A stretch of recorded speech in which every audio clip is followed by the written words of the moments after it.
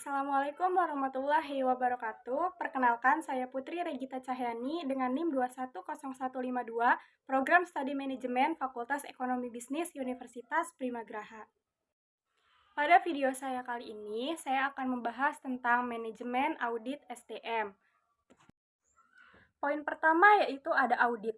Audit adalah aktivitas pengumpulan dan pemeriksaan bukti terkait suatu informasi untuk menentukan dan membuat laporan tentang tingkat kesesuaian antara informasi dan kriteria yang ditetapkan.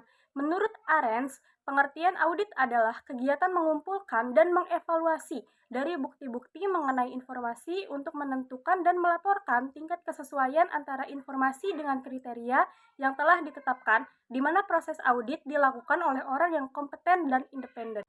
Audit sendiri terbagi menjadi dua, yaitu audit internal dan audit eksternal. Audit internal adalah proses audit yang dilakukan oleh auditor internal yang merupakan karyawan dari suatu perusahaan. Tujuan dari audit internal adalah untuk memastikan bahwa tugas dan tanggung jawab pengurus dan komisaris telah dilaksanakan dengan baik, serta untuk memastikan tidak terjadi manipulasi dalam keuangan perusahaan.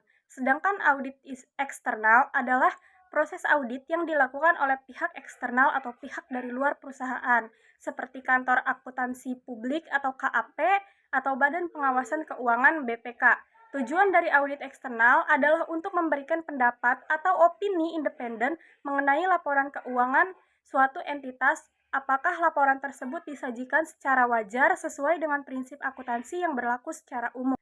Manfaat dari audit SDM adalah untuk mengidentifikasi kontribusi satuan kerja, yang kedua untuk memperbaiki citra suatu perusahaan, yang ketiga adalah kejelasan tugas dan tanggung jawab satuan kerja, yang keempat ada mendorong penerapan kebijaksanaan yang seragam, dan yang terakhir ada bentuk penelitian informasi yang terungkap. Selanjutnya ada tujuan dari audit SDM. Tujuan audit SDM adalah untuk menilai efektivitas sumber daya manusia, yang kedua untuk mengendalikan aspek-aspek yang masih dapat diperbaiki, yang ketiga adalah mempelajari aspek-aspek tersebut secara mendalam, dan yang terakhir menunjukkan kemungkinan perbaikan dan membuat rekomendasi untuk melaksanakan perbaikan tersebut.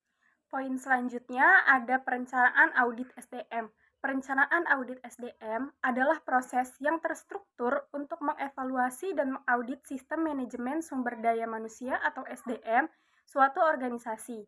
Tujuan utamanya adalah untuk memastikan bahwa praktik manajemen SDM organisasi sesuai dengan kebijakan, prosedur, peraturan, dan standar yang berlaku.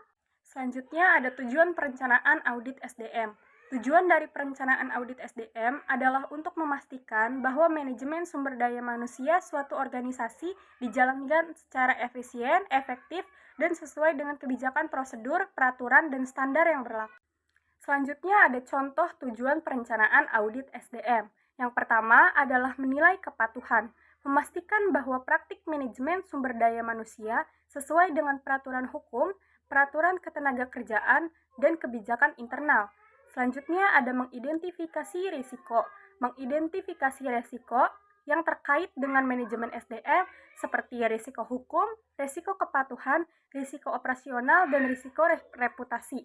Selanjutnya ada meningkatkan efisiensi, mengidentifikasi area-area di mana proses manajemen SDM dapat ditingkatkan untuk meningkatkan efisiensi operasional seperti proses perekrutan, pelatihan, evaluasi kerja, dan manajemen kinerja. Poin selanjutnya ada peran dan tanggung jawab tim audit. Tim audit memiliki peran dan tanggung jawab yang penting dalam melakukan audit sistem manajemen sumber daya manusia dalam suatu organisasi. Perannya yaitu untuk melakukan audit, untuk menganalisis temuan, memberikan rekomendasi, dan terakhir untuk menyusun laporan audit. Tanggung jawab dari tim audit sendiri itu terbagi menjadi 5. Yang pertama ada kepatuhan, yaitu untuk memastikan bahwa audit dilakukan sesuai dengan standar audit yang berlaku dan kebijakan organisasi terkait. Yang kedua ada kerahasiaan, gunanya untuk menjaga rahasia informasi yang dikumpulkan selama proses audit berlangsung, termasuk data karyawan dan informasi sensitif lainnya. Ketiga, ada komunikasi.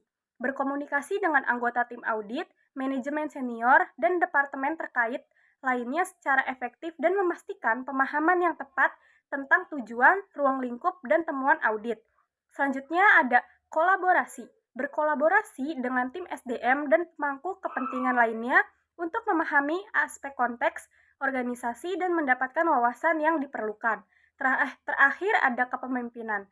Menunjukkan kepemimpinan yang memandu tim audit, mengelola konflik, dan memfasilitasi proses audit dengan lancar. Poin selanjutnya ada pengelolaan departemen audit. Pengelolaan departemen audit internal merupakan aspek yang krusial dalam struktur tata kelola organisasi saat ini.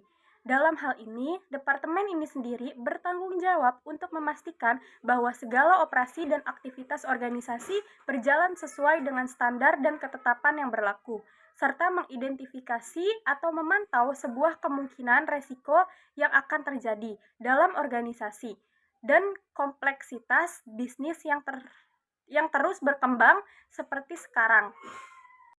Baik, sekian dari penjelasan yang bisa saya sampaikan. Kurang lebihnya saya mohon maaf. Wabillahi taufiq wal hidayah. Wassalamualaikum warahmatullahi wabarakatuh.